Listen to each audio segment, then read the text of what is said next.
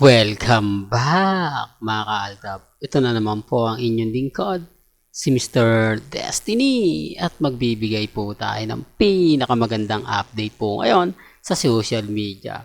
Well, bali-balita nga po mga kaaldab na hindi naman daw po talaga nagbabad si Congressman mga kaaldab. Marami tuloy nagsasabi mga kaaldab na itong party na to talagang kay Maine Polkerson lang nga po at ilang legit Dabbercads. Mapapansin niyo mga kaaldab na hindi naman talaga kinukunan ang buo ng kamera.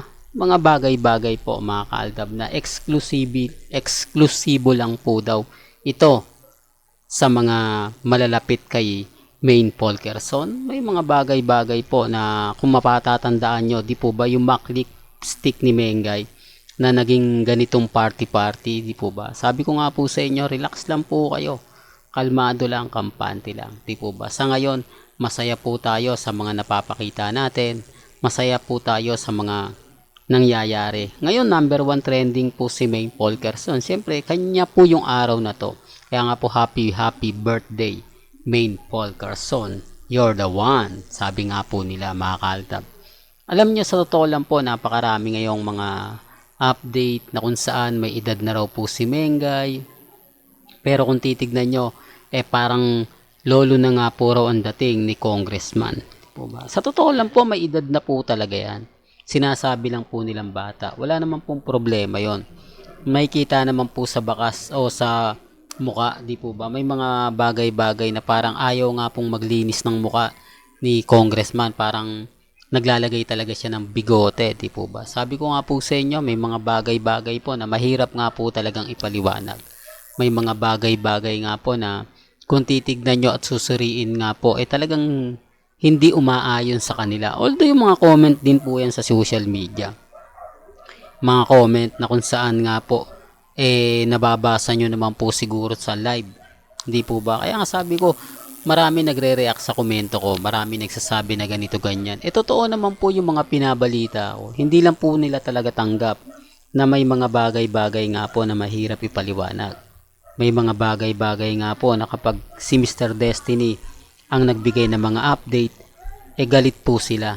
Di po ba? Pero okay lang naman po yan. Sabi ko nga po sa inyo, relax lang.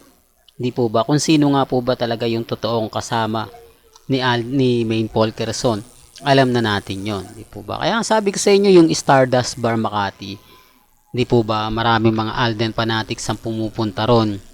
At sinasabi nga po nilang meron talagang private room o private place para nga po sa mga bisita ni Alden Richards. Kaya nga po malaki yung lugar na yon. Mga nagsasabing kumbaga maliit yon, hindi pa po sila nakakapunta. Kaya wag nyo pong paniniwalaan yung mga bagay-bagay na hindi pa po nila alam. Although maraming nagre-react ng ganyan, maraming nagko-komento, normal lang po yun. Di po ba? Sabi ko nga po sa inyo, dito po sa channel ni Mr. Destiny, may kanya-kanya tayong pananaw. May kanya-kanya tayong opinion. Bahala po kayo kung ano yung sa palagay po ninyo. Kung sa tingin nyong mali, okay lang po yan. Di po ba? Pero bago natin simulan at bago natin ipagpatuloy itong magandang update natin, kung bago ka lang sa channel na to at isa kang true-blooded Aldab Nation na nagmamahal kila Mengay at Isoy, tama po ang channel na pinuntahan mo, kaya consider na po kitang bagong subscriber at huwag mong kalimutang i-share ang mga video po natin sa mga mami, sa mga titas, at sa mga senior. Remind ko lang po sa mga dumadaan po at sa bumibisita po sa channel natin. Makikita nyo naman po yung mga video ngayon kumakalat. Hindi ko na kailangan pang ipaliwanag, hindi ko na kailangan pang sabihin, lalo na po dun sa mga taong gigil na gigil sa channel natin. Kayo na po humusga kung naandyan nga po ba o kung nakikipag-celebrate nga po ba si Congressman. Sa dami ng mga taong naandyan, sa dami ng mga nagbibideo dyan, bakit walang magandang kaganapan? Kaya nga po hinahamon ko sila. Di po ba? Kaya lang syempre, nagiging bitter lang ako.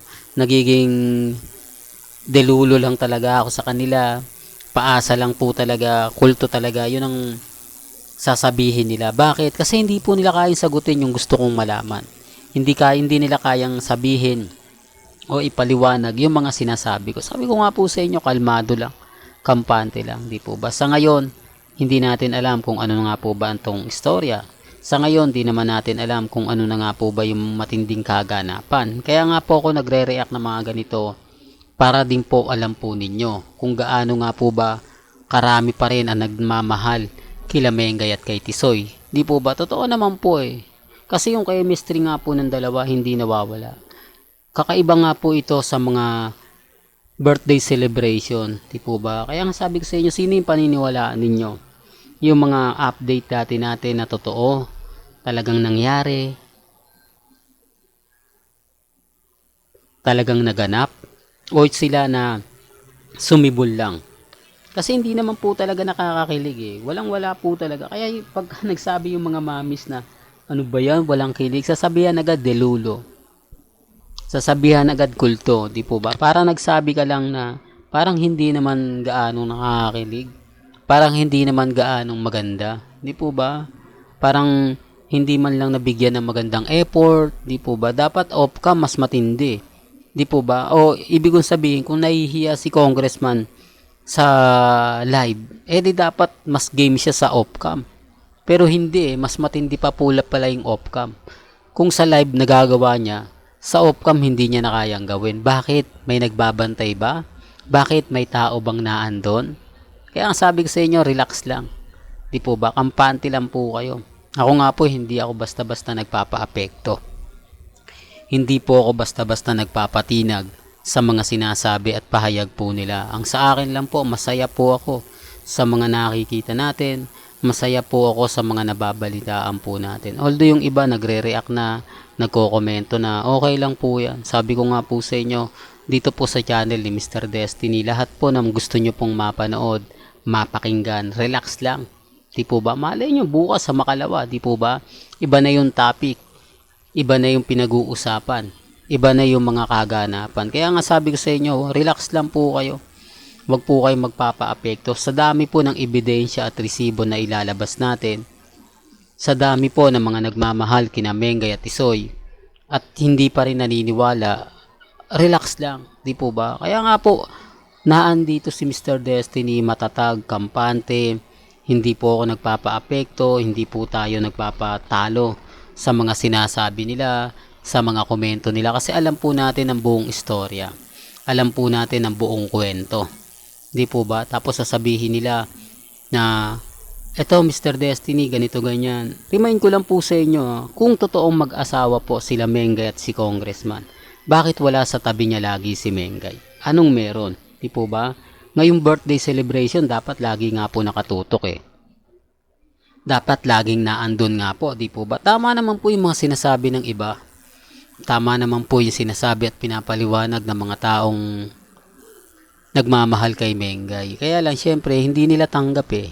Hindi nila tanggap na may mga bagay-bagay po na keso ganito, keso ganyan. Kaya nga po ako relax na relax lang. Kampante, hindi nagpapa-apekto. Di po ba? Kahit anong sabihin nila, kahit sabihin nila, hindi, Mr. Destiny, move on ka na, tapos na yung boxing, talo na kayo. Hindi ako kasi alam po natin ng buong istorya. Alam po natin ang buong kwento. Lalong-lalo na nga po, pagdating dito kay Mengay at kay Alden. Kaya wag po kayong papa-apekto.